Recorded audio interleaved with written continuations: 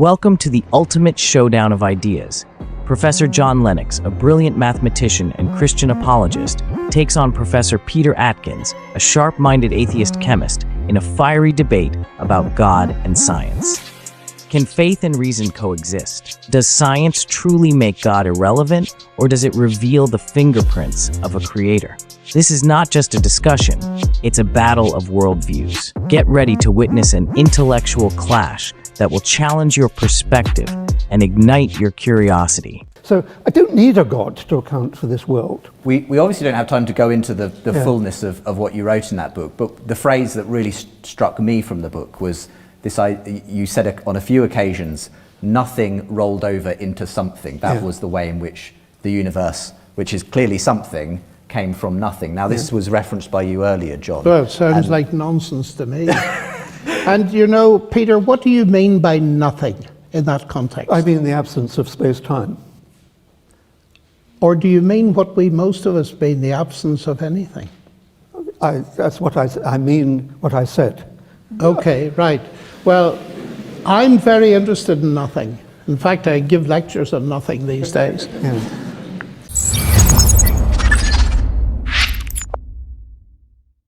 It's a very important point.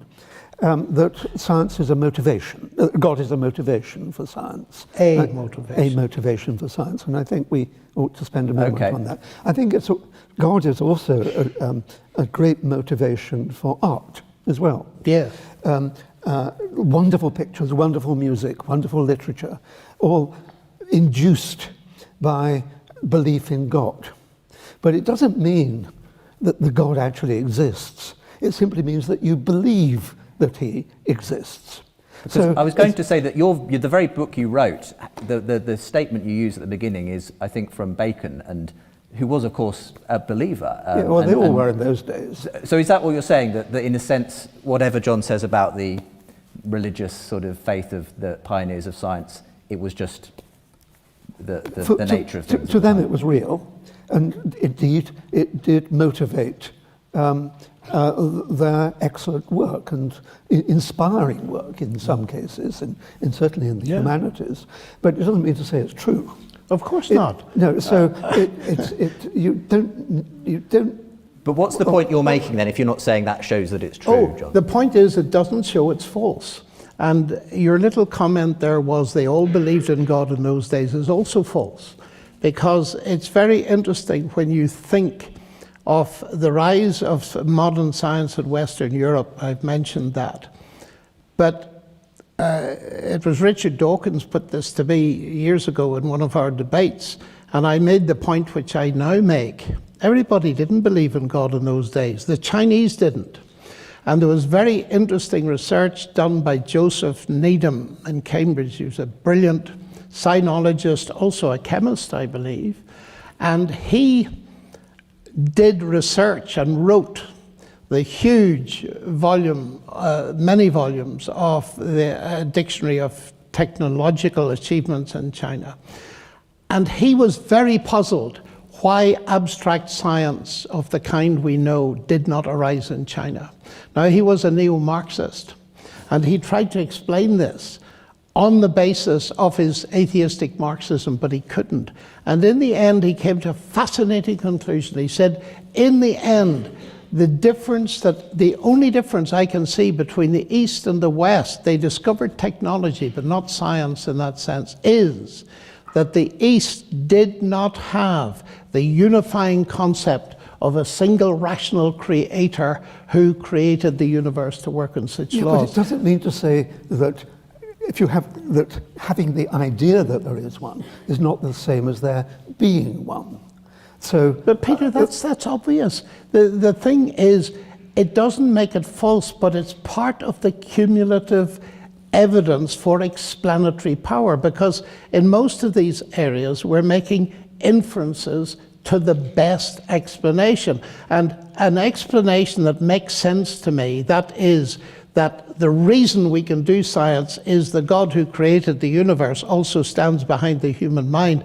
That makes much more sense than a reason that says we're simply the random product of unguided processes. I want to talk about reasons, because you've both brought this up, and explanations, different types of questions that we ask. Peter, you've said there are sort of nonsense questions that we simply shouldn't be asking because they're not the kind of questions we should be pursuing, like, is there a purpose to the universe?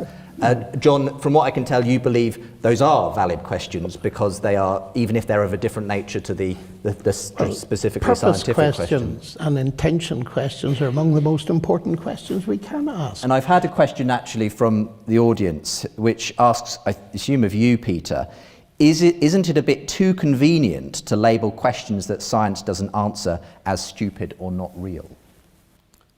Well, it seems very sensible to clear the way so that you can have a sensible conversation about real questions. But why is the question of what are we here for not a real question in your view? Because there's no evidence that there is any purpose in the universe. You've got to look for evidence. And as I actually did say right at the beginning, I think, that the real questions are based on evidence. The silly questions, the fake questions, if you like, are based on extrapolations of human experience, if you like.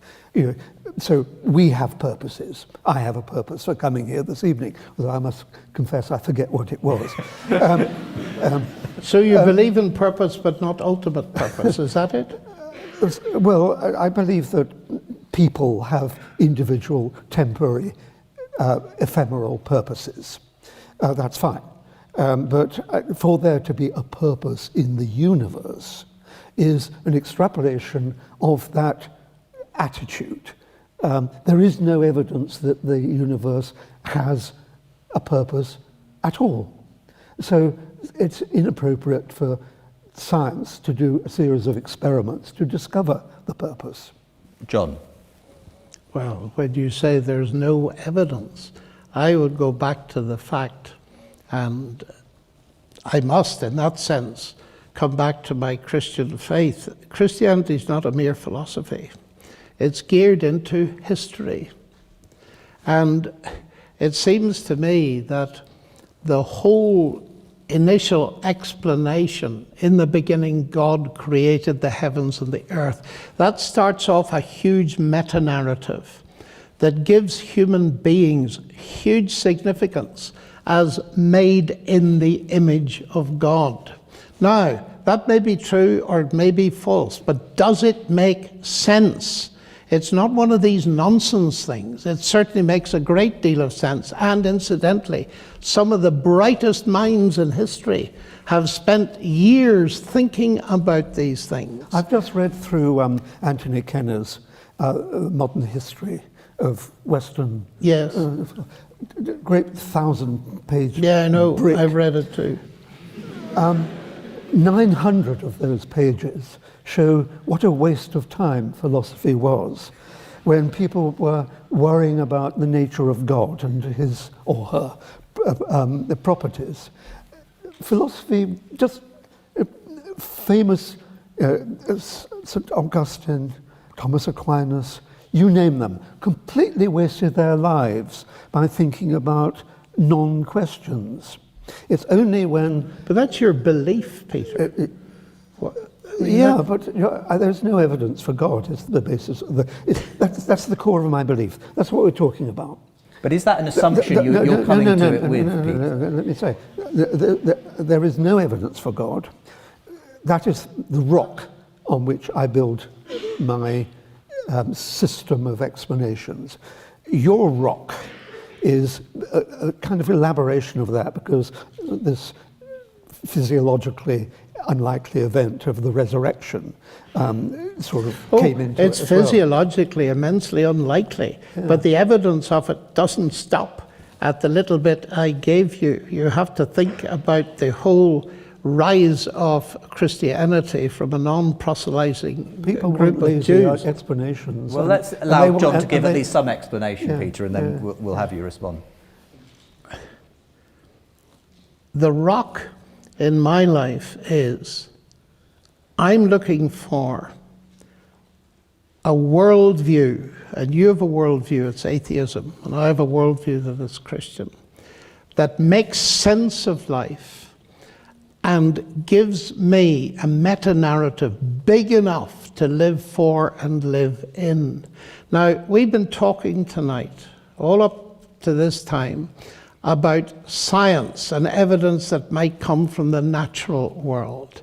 I believe that the natural world, with its laws that Peter writes about brilliantly, and I envy him his ability, those very laws are indicators, to my mind, of a divine mind.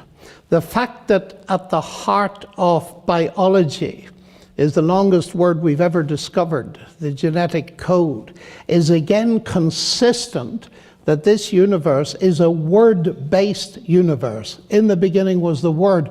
All things were made by him. So I see evidence of rational intelligence all over science. But I see that the alternative worldview, atheism, undermines that, although it perceives the very same rational intelligence. And so as explanatory power at that level, but you see, I did say Christianity is not merely a philosophy. And if Jesus Christ really rose from the dead, then that opens up huge possibilities of personal encounter in my life now. And the major reason why I believe that Christianity is true is because, and here comes science again as a base, because Christianity is testable. Oh, nonsense. How can it be tested? Well, Peter, let me face that head on. Christ said when he was on earth. Didn't, but go ahead. Christ said that if a person considered the evidence and came to believe that he was God incarnate, who was dying on a cross to give forgiveness and bring peace with God, well, we can test that. I've tested it. And I've seen hundreds of people test it. I mean, take an example. I was lecturing at Harvard a while ago to a couple of thousand people. And when I'd finished, a young Chinese student stood up and he said, "Look at me." So we looked at him. And I said, "Why should we look at you?" He was absolutely beaming. He said, "You should look at me because 6 months ago I came to a lecture you gave at Penn State University. I was at the end. My life was in a complete mess. And something you said triggered a search. And I started to read the New Testament for myself, and I became a Christian. And just look at me now." Now, ladies and gentlemen, I've seen that happen not once, not twice, dozens of times. And when you see addiction to drugs transformed into food on the table, when you see broken relationships mended, and you ask people, "What happened to you?" And they say variously, "I became a Christian, I had an encounter with Christ." You begin to put two and two together and make four. And I wouldn't sit here for a nanosecond if I didn't believe that these promises that Jesus made actually can be fulfilled in a person's life today. And that's immensely important to me, the testability of Christian relationship with God.